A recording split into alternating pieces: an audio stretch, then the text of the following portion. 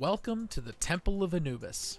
Lying on the outskirts of Cairo, this monument hides the entrance to a research facility that extends deep underground, housing a god AI aptly called Anubis. During the Omnic Crisis, Overwatch quarantined Anubis here with a team of Helix Security International guards assigned to protect and safeguard the facility. Anubis later attempted to break out, but thanks to a crack team led by Farah, Anubis and its activated Omnics were defeated and the quarantine reinstated. This is the initial area just outside the attacker's spawn, designated A spawn. Since this territory is typically conceded by the defenders, I will mention the callouts if you need them.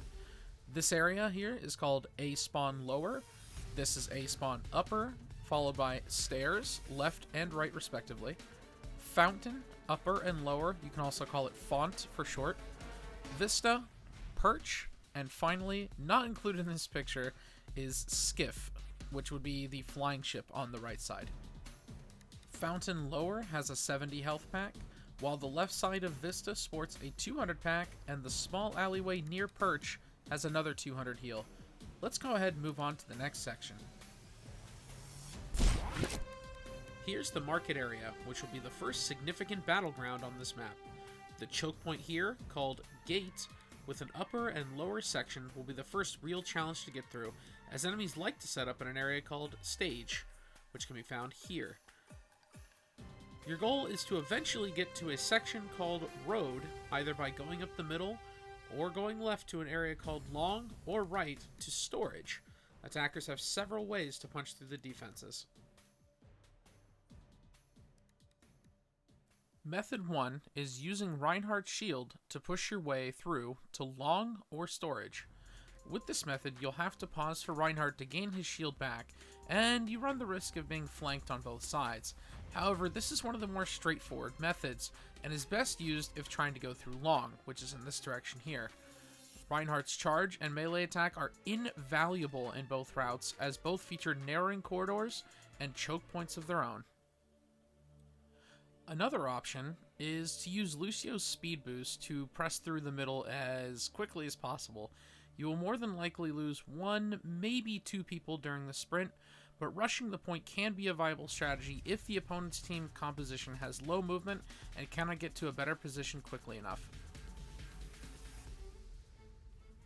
A third option is to use abilities like Maze Wall to safely pass to the sides into Long or into Storage, depending on which way you want to go. To do this, make sure you angle it appropriately to block the opponent's view, but still allow your team's access into the room. It's easier to do this from the long end, as the angle's a lot more easy to get before the opponent can actually mow you down, and the wall will actually cover every section of it. If you actually make it to the wall all the way in the back, you can actually put it up in order to defend yourself from possible fire. But if you still have it while you're up to the wall, you can actually wall your friends up to the superior positioning on stage and take it over in order to get the point even faster. A final option that I've seen work efficiently enough is to use flankers to disrupt the enemy positioning and cause absolute havoc in their backline. Obviously, to do this, you're going to need some solid flanking players, people who can play Tracer, Genji, or Winston, things like that. This is fairly risky, as you'll be down resources while your flankers are harassing, but this can be a very effective maneuver, though it is very dependent on how good your flankers are at actually flanking. The enemy team can be pushed off balance so badly with this method that you won't just be able to push through the choke, you'll probably take point A as well, and they'll have to regroup on defending point B. Since most of the combat will initially occur at Gate, let's fill in the rest of the callouts and switch our camera angle. This is called Ivy, which has an upper and lower level. This here is called Ledge, and this final spot is called Tricky. Watch for Reapers or Junkrats to be situated on Tricky so that they can attack you from above. Health pack locations include a 70 pack in Storage, a 200 pack in Ivy Upper, and another 200 pack after the stairs in Long.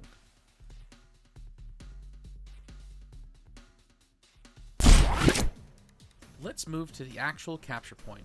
Here are the callouts for capture point A. The middle here is, of course, called point. Here is alley, where sneakier defenders can come from behind to get to the point. This over here is balcony, which starts at an exit from the second floor of Ivy, which is here, and wraps around to the back of the point. This entire building is called hideaway. And this back here is called hole and is one of the main Diva ult dodging locations. This is road, which continues from the other screen we went over, as well as stage, which is here. Health packs are surprisingly scarce for capture point A. There is a single 70 pack inside of hideaway tucked into the second room in the far corner. And there is also a 200 pack, which we mentioned previously, on the second floor of Ivy. If you plan on fighting on the point, your healer will be incredibly important to your success in defending or capturing it.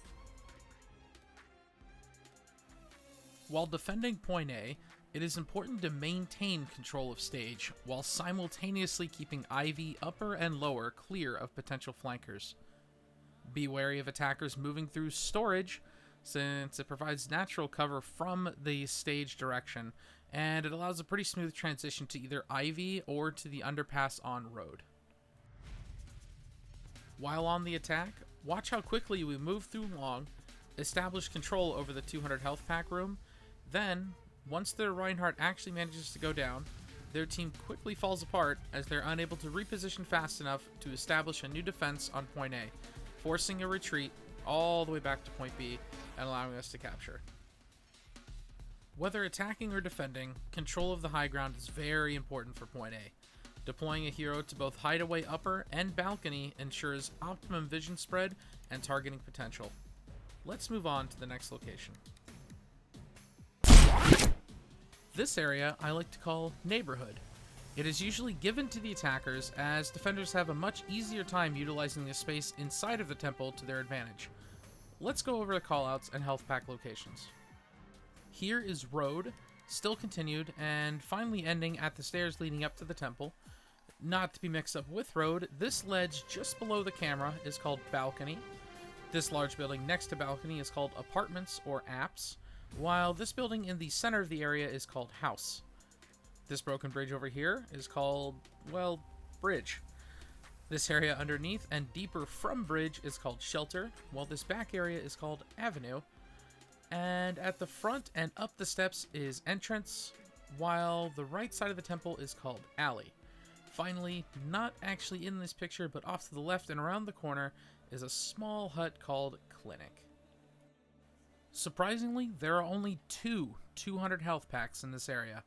One is tucked away in shelter, right here, while the other rests inside of clinic, about here. Although the dot is placed on top of apps, please be aware that the 200 health pack is actually inside of the clinic building, not apps. Although it appears like there's a great deal going on here, the only fighting you can expect are from confident flankers who wander out either to get ult charge or to get picks. As stated before, the biggest concern for the attackers at this point is to either attack left, right, or up the middle. Let's switch the camera over to get our final callout angle, capture point B. Here we are at point B, where the attackers will spend a large chunk of time attempting to break the defenders. Let's go through the callouts, then get to what you can expect while trying to take over or defend capture point B. Way in the back by one of the defender exits is called stacks, while this circular platform, popular amongst snipers, is aptly called nest. The route leading to the right side from the temple entrance is alley, and this small hideaway here is actually called hideout. Gate is still simply called gate. Bridge is still simply called bridge, and the point itself is again called point. This small area with the single ruined pillar is blind, and finally this covered area below the camera is called underground. With this being the final capture point, there are a few health packs. There is a 200 pack, which you can see peeking out from bridge lower here, a 70 pack inside of hideout, and another 70 pack in underground on the attacker's side in a corner. So how do the attackers go about approaching the point? Since there are 3 different routes that can be taken, left, center, or right from the entrance, the strategy can vary pretty wildly. So let's take a look at a couple methods. Defenders can expect mid to long range attacks from the middle route from the attackers. Notice here how the Junkrat is attempting to zone out the enemy with his grenades, while the rest of his team gears up for the attacker's push. We do have a lone Roadhog jumping up and down and bunny hopping off to the left, but he'll be right back, as the attackers are preparing to move in here with their Reinhardt, though it looks like they're moving more towards the right side, as the defending Roadhog is actually just up in the front absorbing damage and basically just getting his ult up, and the soldier is picking off any stragglers that attempt to come through on the left, right, or center sides.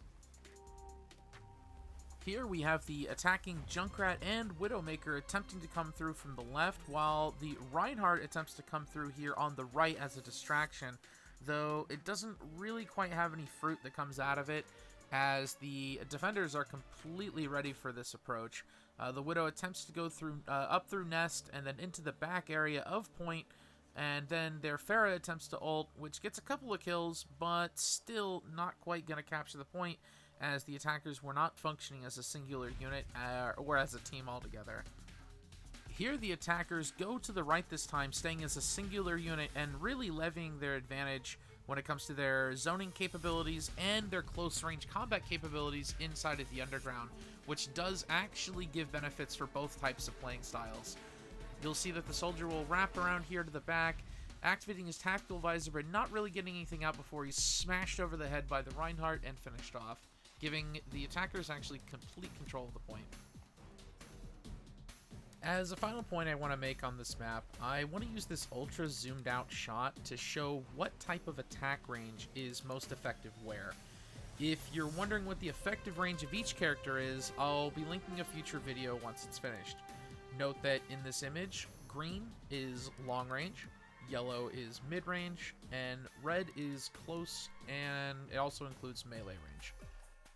One of the best parts about Overwatch is the level design, which typically opens up to all attack ranges at particular points to encourage teamwork. Then it has particular spots that allow niche playstyles to shine.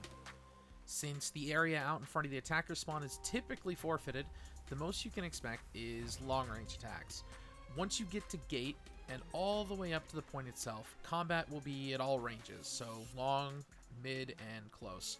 So your synergy and teamwork will pay off the most here. If you decide to go through long, you cut potential ranges down to just mid and close, though the range is probably going to be close for the most part. Once you make it to the point, long range disappears due to the constrained nature of the point location, leaving only mid and close range. Remember that mid and close range characters tend to have more burst damage, and paired with the low amount of easily accessible health packs, brutal all-out fights can be expected. Moving over to the transition area, you can expect snipers and even some ballsy mid-range brawlers on the road itself in the middle, while the sides are limited to close and mid-ranges only. Finally, as I stated before, the design of the level opens up on point B, allowing for all ranges, though certain areas lean heavier towards particular options, such as underground and stacks wanting mid and or close range only, and the middle of the actual area pretty much leaning towards mid and long range.